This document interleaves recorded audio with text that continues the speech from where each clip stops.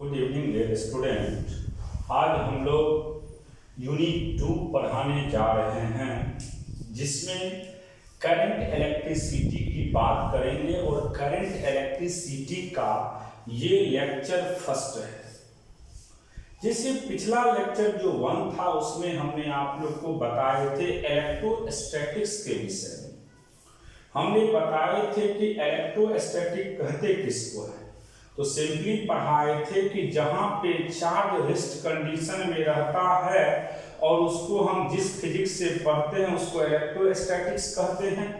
लेकिन जब हम करंट इलेक्ट्रिसिटी की बात करेंगे तो इसमें चार्ज हमेशा क्या रहता है, मोशन में। अगर चार्ज आपका मोशन में रहे और उसको हम जिस फिजिक्स से पढ़ते हैं उसी को किसके नाम से जानते हैं, करंट इलेक्ट्रिसिटी के नाम से। तो देखिए it is the part of physics, it is the part of physics in which we study about those charge are in motion. ये फिजिक्स के उस पार्ट को कहते हैं जहां पे चार्ज क्या रहता है, मोशन में। And its effect develop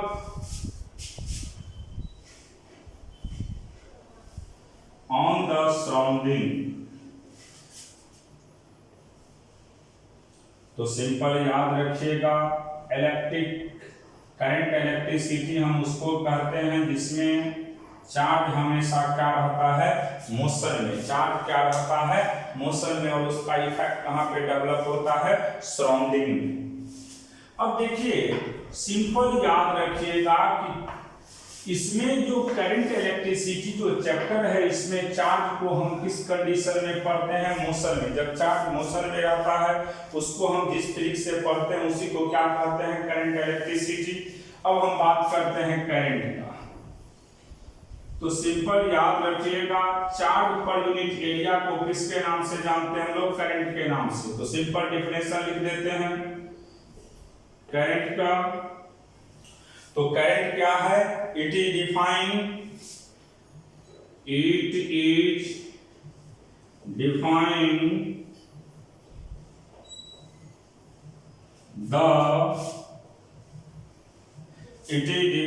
the flow of charge per unit time. Flow of charge per unit time.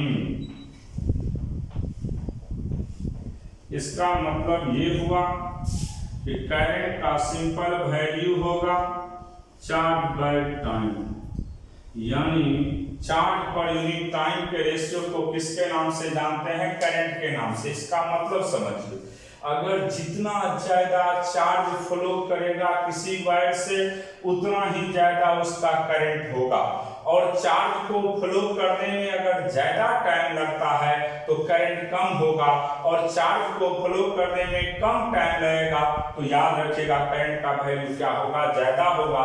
इसका मतलब ये हुआ कि current directly proportional to charge हो गया और इनवर्सली प्रोपोर्शनल टू टाइम हो गया। अब देखिए इसका SI यूनिट किसका, करंट का, तो एम्पियर होता है। एम्पियर सिंबल कैपिटल ए होता है। उसके बाद इसको मेजर करते हैं एमीटर से करंट को। यहां पे measure by ammeter, measure by ammeter. इसको किससे मेजर किया जाता है, एमीटर से। It is scalar quantity, it is scalar quantity. ये कौन सा क्वांटिटी है? Scalar quantity. तो सिंपल याद रखिएगा इसका यूनिट, इसको किससे मेजर किया जाता है, और ये कौन सा क्वांटिटी है? स्केलर। जैसे समझिएगा 3 वायर है यहाँ पे, इधर से I1 करंट आया, इधर से I2 आया, इधर I3 गया।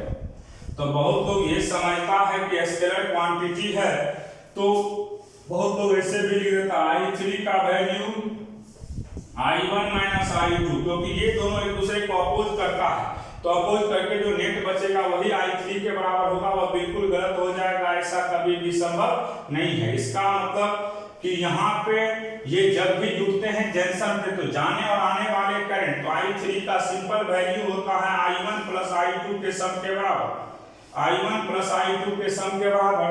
तो सिंपल याद रखिएगा, जब भी हम बात करते हैं करंट का, तो एक जंक्शन पे जो जो आते हैं और कौन जा रहा है, तो जो जो आएगा सबको जोड़ेंगे और जो जाएगा उसके बराबर हो जाएगा।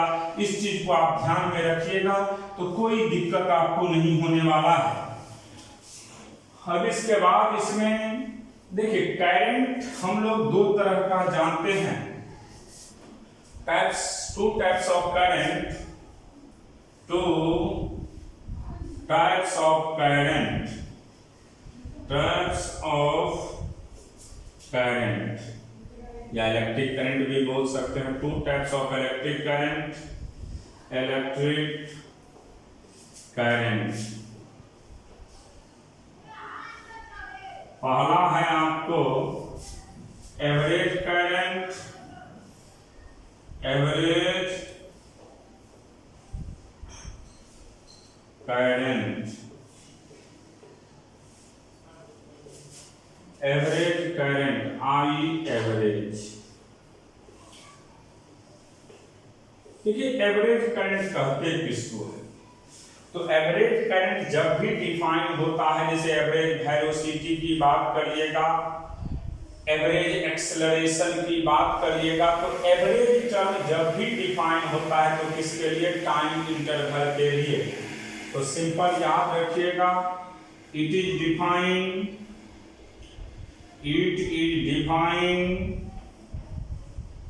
In any time interval,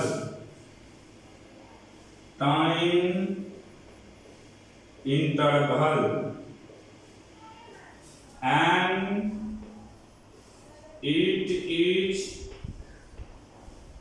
equal to the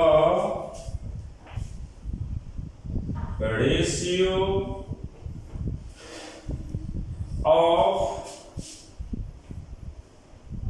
net positive charge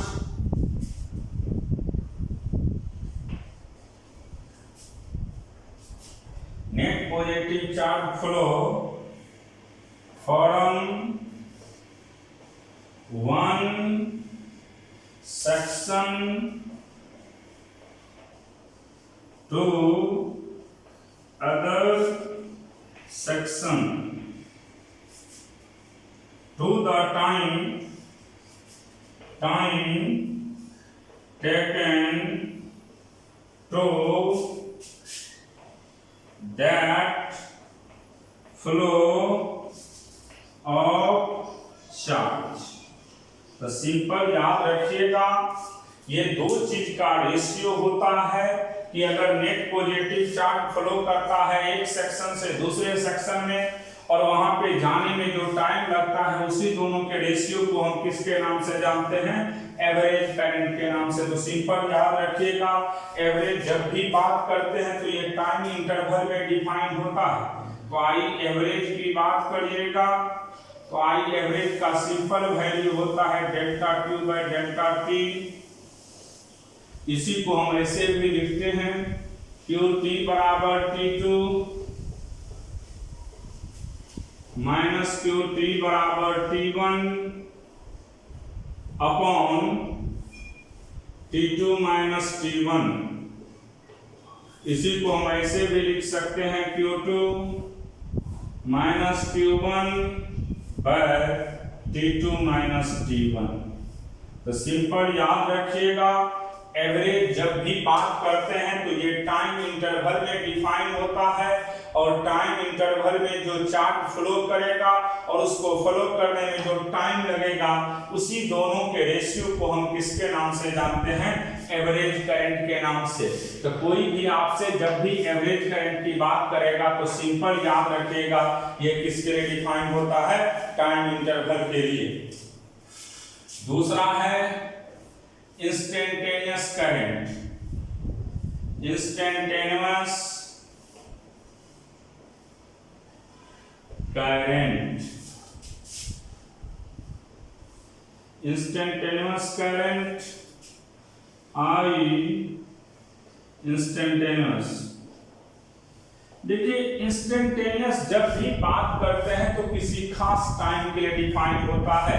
ये किसके लिए डिफाइन होता है? किसी खास टाइम के लिए, और इसका सिंपल वैल्यू होता है टाइम रेट ऑफ चार्ज यानी dq by dt।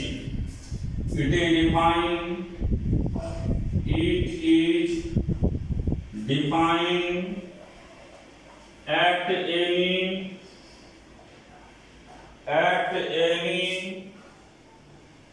particular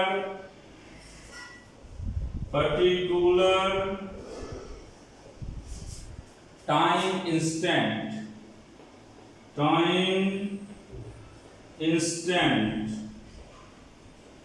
and it is equal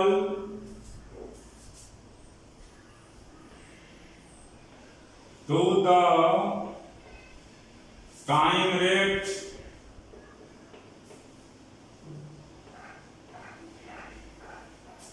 of net positive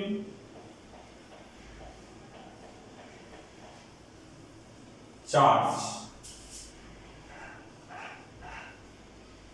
तो सिंपल याद रखिएगा, यहां से आई इंस्टेंटेनियस की बात करेंगे तो dq by dt। अगर चार्ज को टाइम के रिस्पेक्ट में डिफरेंशिएट करते हैं तो उसी को किसके नाम से जानते हैं हम लोग? इंस्टेंटेनियस करंट के नाम से। अगर चार्ज को टाइम के रिस्पेक्ट में डिफरेंशिएट करते हैं तो उसी को किसके नाम से जानते हैं? इंस्टेंटेनियस के नाम से। और इंस्टेंटेनियस जब भी डिफाइन होता है तो किसी खास किसी पर्टिकुलर टाइम के लिए। और सिंपल याद रखिएगा, ये इसका जो वैल्यू होता है वह dq by dt होता है, यानी चार्ज को टाइम के रिस्पेक्ट में डिफरेंशिएट करेंगे तो कौन सा करंट मिलेगा आपको? Instantaneous current. अब देखिए, इस पे एक एग्जांपल पे क्वेश्चन दे रहे हैं। देखिए, यहाँ पे एक वायर है, इस वायर से, ये वायर है, इससे 10 proton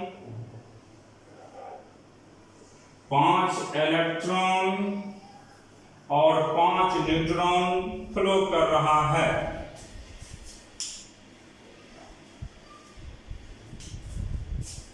in above figure 10 proton 5 neutron and 5 electron are flow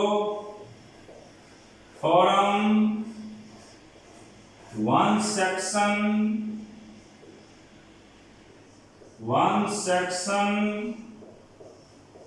to other section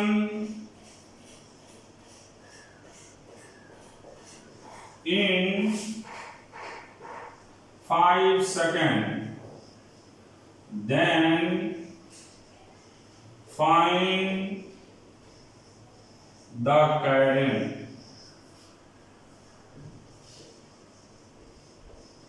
तो आपको क्या निकालना है इसमें? करंट। तो आप जानते हैं कि अगर नेट पॉजिटिव चार्ज, कौन सा चार्ज? नेट पॉजिटिव चार्ज एक सेक्शन से दूसरे सेक्शन पे जाते हैं और जाने में जो टाइम लगता है उसी दोनों के रेशियो को हम किसके नाम से जानते हैं? इलेक्ट्रिक करंट के नाम से। तो देखिए यहाँ पे पॉजिटिव चार्ज किस पे होगा? प्रोटॉन पे, इलेक्ट्रॉन पे नेगेटिव चार्ज और न्यूट्रॉन पे कोई चार्ज ही नहीं होगा। तो इसका मतलब ये हुआ कि करंट का डायरेक्शन किधर होगा? तो करंट का डायरेक्शन हमेशा जिधर प्रोटॉन फ्लो करता है उसी डायरेक्शन में किसका डायरेक्शन होगा? करंट का। कोई पूछ दे आपसे कि बताइए कि कोई वायर है उसमें इलेक्ट्रॉन प्रोटॉन दोनों फ्लो करता है, तो बताइए दोनों एक दूसरे का अपोजिट है, तो बताइए कि करंट का डायरेक्शन किधर होगा? तो सिंपल याद रखिएगा कि जिस तरफ प्रोटॉन का फ्लो होता है उसी तरफ आपको करंट मिलेगा। तो यहाँ पे प्रोटॉन इधर से इधर जा रहा है, इसलिए करंट का भी डायरेक्शन इधर से उधर होगा। तो यहाँ पे I का बात करेंगे तो dq/dt लिखेंगे या q/t भी लिख सकते हैं। अब देखिए 10 प्रोटॉन है और प्रोटॉन पे चार्ज प्लस ई होता है, तो 10 × प्लस ई। फिर सॉल्यूशन कर रहे हैं और यहां से हम इलेक्ट्रॉन पे आप जानते हैं कि चार्ज माइनस ई होता है और इलेक्ट्रॉन करंट के अपोजिट है तो माइनस ई लेंगे। और यहाँ पे माइनस इसलिए हुआ क्योंकि प्रोटॉन और इलेक्ट्रॉन एक दूसरे का अपोजिट है, तो अपोज करता है तो कौन सा साइन लेते हैं? Minus sign. और न्यूट्रॉन पे कोई भी चार्ज नहीं है तो 0 बाय कितना सेकंड लगा है? 5 सेकंड। तो ये होगा 10e + 5e बाय 5 यानी 3e। और e का वैल्यू जानते हैं आप लोग 1.6 × 10⁻⁻19। इसका मतलब हो गया 4.8 × 10⁻⁻19 एम्पियर इसका आंसर हो जाएगा। तो सिंपल याद रखिएगा आप लोग कि अगर मान लीजिए जिस डायरेक्शन में किसका फ्लो होता है? प्रोटॉन का। जिस डायरेक्शन में प्रोटॉन का फ्लो होता है उसी डायरेक्शन में आपको करंट मिलेगा। और हम इसी तरीका से इस तरह के क्वेश्चन को बनाते हैं। अब देखिए दूसरा क्वेश्चन,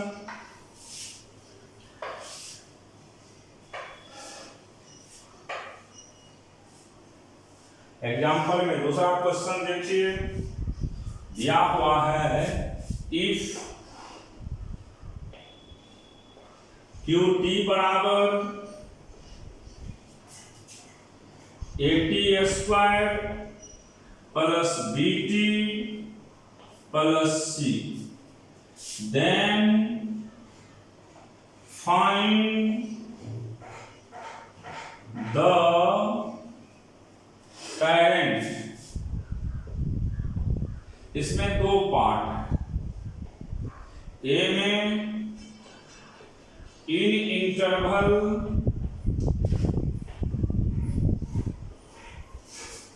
t बराबर 1 सेकेंड टू t बराबर 2 सेकेंड,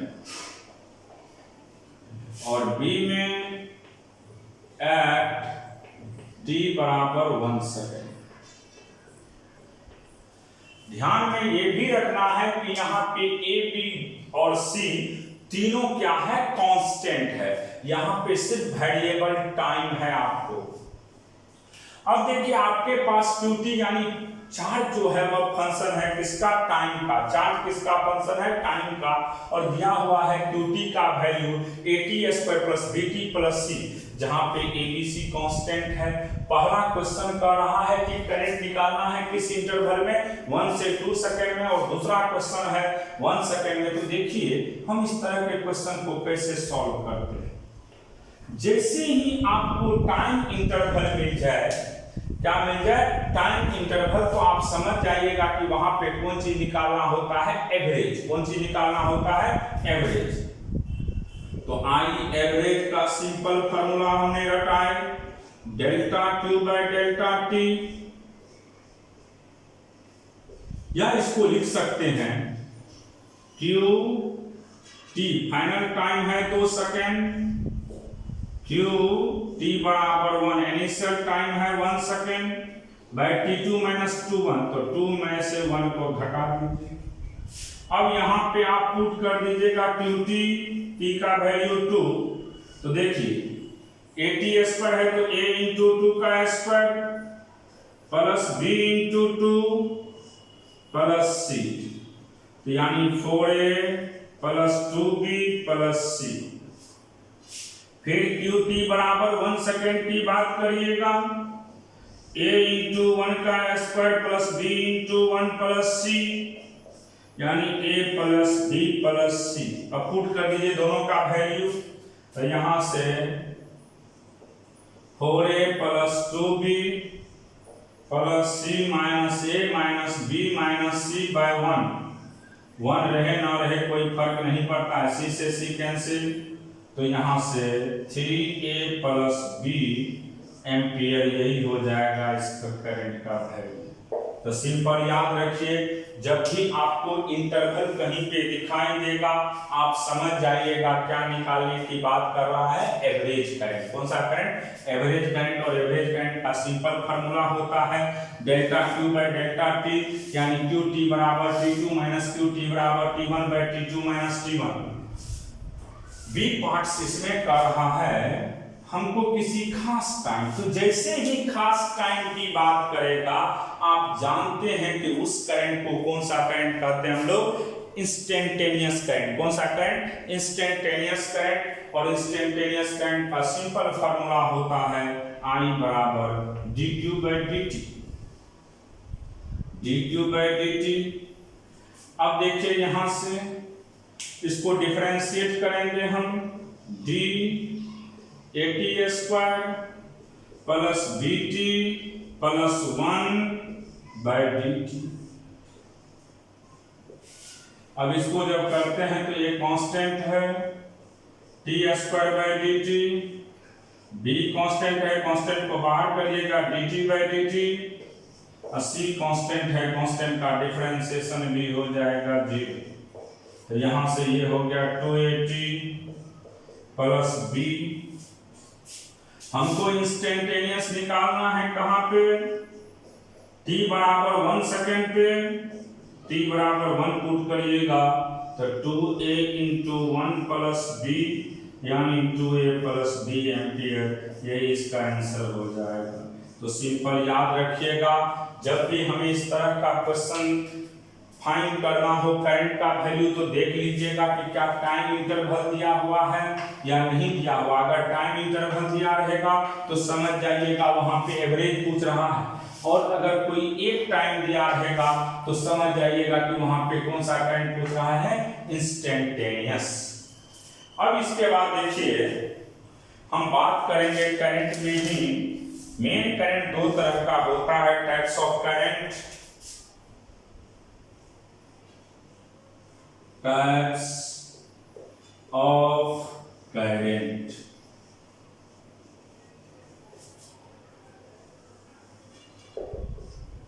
देखिए एक का नाम है alternating current, alternating current, AC जिसको कहते हैं, अल्टरनेटिंग करंट। देखिए इसमें क्या होता है कि इसका मैग्नीट्यूड कंटिन्यूअसली चेंज होता है, इसका मैग्नीट्यूड तो कंटिन्यूअसली चेंज होता है, लेकिन डायरेक्शन जो है वह पीरियोडिकली चेंज होते हैं। इसका मैग्नीट्यूड कंटिन्यूअस चेंज होते हैं, लेकिन डायरेक्शन जो है इसका पीरियोडिकली चेंज होगा। तो current whose magnitude, current whose magnitude, current whose magnitude,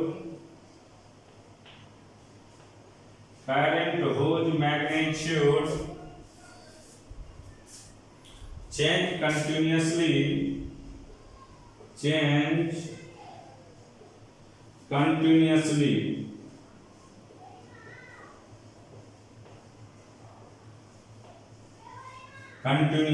correct, magnitude इसका कंटिन्यूअसली चेंज होगा, but direction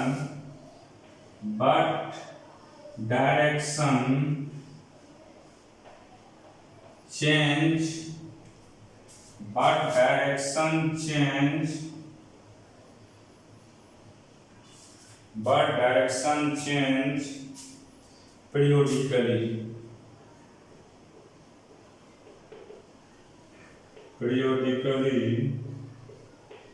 periodically is known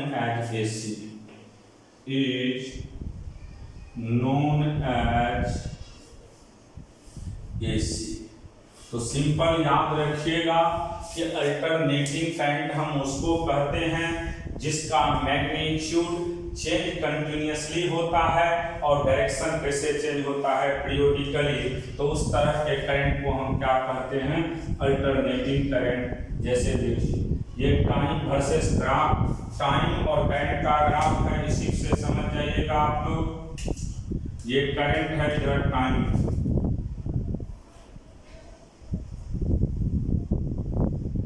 अब देखिए यहाँ पे इसको हम पीक करंट कहते हैं।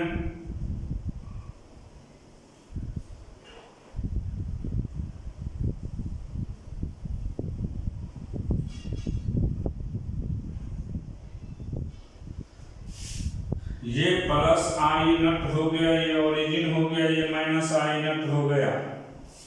अब देखिए इसमें होता क्या है, जैसे यहाँ पे करंट 0 है, जैसे जैसे टाइम बढ़ेगा करंट भी बढ़ेगा, और यहाँ पे जैसे ही जाएगा इसका वैल्यू मैक्सिमम हो गया π/2 पे, फिर ये पाई, ये 2 पाई, ये 3 पाई, ये 4 पाई। अब समझिएगा आप लोग, देखिए हर एक जगह मैग्नीट्यूड यहाँ 0 है, थोड़ा बड़ा बढ़ते बढ़ते यहाँ पे मैक्सिमम हुआ, हर एक जगह फिर घटने लगा, घटते घटते यहाँ पे 0 हो गया, फिर नेगेटिव में गया, फिर बढ़ने लगा। इसका मतलब हर एक जगह पे करंट का मैग्नीट्यूड क्या हो रहा है, चेंज। हर एक जगह करंट का मैग्नीट्यूड क्या हो रहा है, चेंज। लेकिन जब हम बात करेंगे डायरेक्शन का, तो 0 से π तक पॉजिटिव है, π से 2π तक निगेटिव है। इसका मतलब ये हुआ कि डायरेक्शन जो है इसका वो पीरियोडिकली चेंज होगा। 0 से π तक प्लस में है और π से 2π तक माइनस में है। इसीलिए हम लोग कहते हैं कि यहाँ पे इसका मैग्नीट्यूड जो है वह हर एक इंस्टेंट पे चेंज करता है, लेकिन डायरेक्शन की बात करेंगे तो डायरेक्शन सिर्फ इसका टाइम इंटरवल में चेंज करते हैं। यानी आपको क्लियर हो गया है, π से 2π नेगेटिव है और 0 से π क्या है, पॉजिटिव। ये जो वोल्टेज लेता है वह 220 वोल्ट ही वोल्टेज ले सकता है। कितना, 220 वोल्ट। एसी का वोल्टेज याद रखिएगा 220 होता है और फ्रीक्वेंसी इसका 50 हर्ट्ज होता है। ये इंडिया में लिया जाता है स्टैंडर्ड टर्म, लेकिन जैसे ही हम वेस्टर्न कंट्री मान लीजिए अमेरिका में जाते हैं तो वहां पे फ्रीक्वेंसी उसका 60 हर्ट्ज हो जाता है। जिसका जितना ज्यादा फ्रीक्वेंसी होगा वह उतना ही एक्यूरेट मेजरमेंट देंगे। तो सिंपल याद रखिएगा कि अल्टरनेटिंग करंट हम उसको कहते हैं जो जिसका मैग्नीट्यूड हर एक इंस्टेंट पे चेंज करता है, लेकिन डायरेक्शन की बात करेंगे तो इसका डायरेक्शन कैसे चेंज होता है, पीरियोडिकली। इसका डायरेक्शन जो है वह पीरियोडिकली चेंज करते रहता है टाइम इंटरवल पे। अब हम बात करते हैं इसके बाद direct current, DC. Direct current की बात करते हैं, डीसी। दूसरा है आपका डायरेक्ट करंट, डीसी। और इसी का दूसरा नाम है आपको STD current.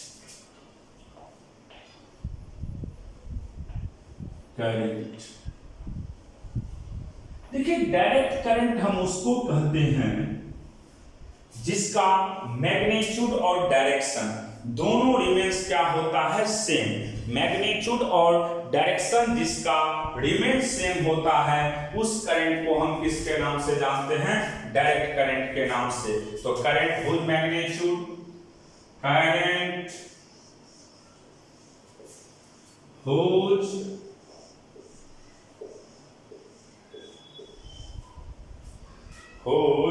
magnitude and direction, whose magnitude and direction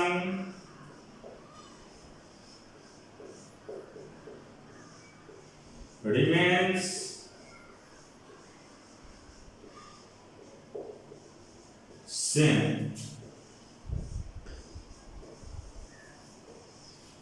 same is known as DC,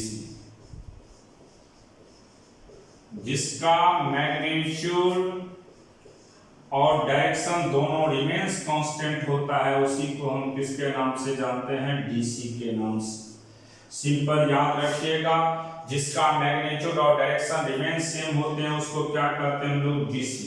देखिए डीसी की बात करते हैं तो देखिए यहाँ पे ये डीसी को रिप्रेजेंट करता है क्योंकि इसका करंट और इसका ना तो करंट चेंज हो रहा है, फिक्स करंट है और डायरेक्शन भी फिक्स है, इसलिए हम सिंपल याद रखते हैं कि डीसी करंट हम उसको कहते हैं जिसका मैग्नीट्यूड और डायरेक्शन दोनों क्या रहता है? सेम रहता है। जिसका मैग्नीट्यूड और डायरेक्शन दोनों क्या रहता है? सेम रहता है, उसी को हम किसके नाम से जानते हैं? डायरेक्ट करंट यानी डीसी के नाम से जानते हैं। जिसका मैग्नीट्यूड और डायरेक्शन दोनों क्या रहता है? सेम रहता है, उसको हम किसके नाम से जानते हैं? डीसी के नाम से। अब देखिए एक हम जो घरेलू इंस्ट्रूमेंट यूज करते हैं आप लोग इन्वर्टर, उसकी बात कर रहे हैं। तो देखिए मान लीजिए हमारे घर में यहाँ पे इन्वर्टर लगा हुआ है, इन्वर्टर। तो इन्वर्टर को कहां से सप्लाई देते हैं हम लोग? बैटरी से। मान लीजिए यहाँ पे बैटरी है,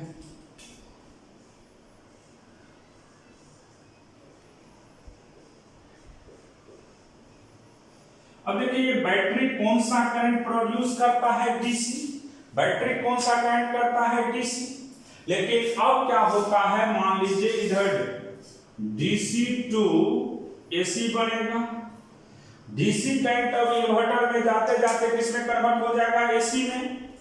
अब देखिए अब इन्वर्टर क्या करेगा, इन्वर्टर कनेक्टेड होता है, जैसे मान लीजिए डीसी को हम डीसी से किसमें कन्वर्ट कर दे? एसी में। अब इन्वर्टर सप्लाई करेगा एसी। अब एसी कहां जाएगा? पावर सप्लाई को। पावर सप्लाई एसी किसको देगा? पावर सप्लाई को। अब ये पावर सप्लाई क्या करेगा? आपको जितने भी इंस्ट्रूमेंट होते हैं या इक्विपमेंट होते हैं वह पावर सप्लाई से कनेक्टेड रहता है, इक्विपमेंट। और ये किससे कनेक्टेड होता है? एसी से। इसका मतलब है कि इन्वर्टर को डीसी मिला, डीसी से वह एसी में कन्वर्ट करके पावर सप्लाई किया और पावर सप्लाई अब जो भी होगा इक्विपमेंट को जो मिलेगा वह कौन सा मिलेगा? एसी करंट मिलेगा। इसका मतलब ये हुआ कि इक्विपमेंट जो है आपका वह क्या देगा? एसी सप्लाई ही देगा, सॉरी एसी करंट ही लेगा।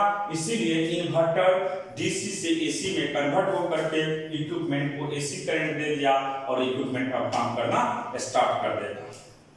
जैसे हम बात करते हैं चार्जर का, चार्जर। अब देखिए मान लीजिए आपके घर में चार्जर है, तो क्या आप मोबाइल को चार्ज करना चाहते हैं तो इस प्लग में दो वायर को कनेक्ट कर दीजिए, मैंने दो वायर को इन करवा दीजिए और मोबाइल में लगा दीजिएगा तो मोबाइल आपका बंद कर जाएगा या वहीं उसका ट्रांसफार्मर खत्म हो जाएगा। चार्जर करता क्या है सुनिएगा। चार्जर सबसे पहले करता क्या है इसको समझना होगा। एसी को डीसी में कन्वर्ट करता है। चार्जर का काम होता है एसी को डीसी में कन्वर्ट करना। चार्जर क्या करता है? एसी में डीसी सॉरी एसी को डीसी में कन्वर्ट करता है, और कन्वर्ट करने के लिए यहाँ पे एक रेक्टिफायर लगा रहता है। चार्जर में क्या लगा रहता है बाबू? एक रेक्टिफायर लगा रहता है, और इस रेक्टिफायर का काम होता है कि एसी को डीसी में कन्वर्ट कर दे। ये रेक्टिफायर हमेशा क्या करता है? एसी को डीसी में कन्वर्ट कर देगा। अब सुनिए, यहाँ पे वोल्टेज बहुत ज्यादा होता है, तो वोल्टेज को कम करने के लिए और एक ट्रांसफार्मर भी लगा रहता है। क्या लगा रहता है? ट्रांसफार्मर। और ये ट्रांसफार्मर का काम होता है, इस ट्रांसफार्मर का काम होता है कि 220 वोल्ट से कितना में कन्वर्ट कर देता है ये ट्रांसफार्मर? 3 वोल्ट में। तो सिंपल याद रखिएगा कि चार्जर को चाहिए डीसी, और डीसी देने के लिए हम किसका यूज करते हैं? रेक्टिफायर का। और रेक्टिफायर से यूज करके हम एसी को डीसी में कन्वर्ट कर दिए। और ट्रांसफार्मर करता क्या है कि जो डीसी 220 वोल्ट मिला है उसको कितना वोल्ट बना देता है? 3 वोल्ट। और आप जो भी मोबाइल, जो भी इंस्ट्रूमेंट है उसको चार्ज कर देते हैं किसके माध्यम से? चार्जर के माध्यम से। तो ये था आज का पहला लेक्चर, किसमें? इलेक्ट्रिक करंट में। आप लोग को हम पिछले दिन भी बताए थे कि इलेक्ट्रोस्टैटिक्स खत्म हो चुका है। आप लोग इलेक्ट्रोस्टैटिक्स के न्यूमेरिकल को एनसीईआरटी से बना लीजिएगा। जो भी डाउट होगा वह आप हमें बता देंगे। आप मैसेज के थ्रू यानी व्हाट्सएप पे मैसेज करके हमें इंफॉर्मेशन कर दीजिएगा कि कौन कौन क्वेश्चन आप लोग से नहीं बन रहा है। यूट्यूब पे भी आप कमेंट सेक्शन में लिख सकते हैं कि ये क्वेश्चन हमसे नहीं बना है, तो उस सभी क्वेश्चन को हम क्लास में डिस्कशन करेंगे। आज के लिए हम यहीं तक पढ़ा करके क्लास को खत्म कर रहे हैं।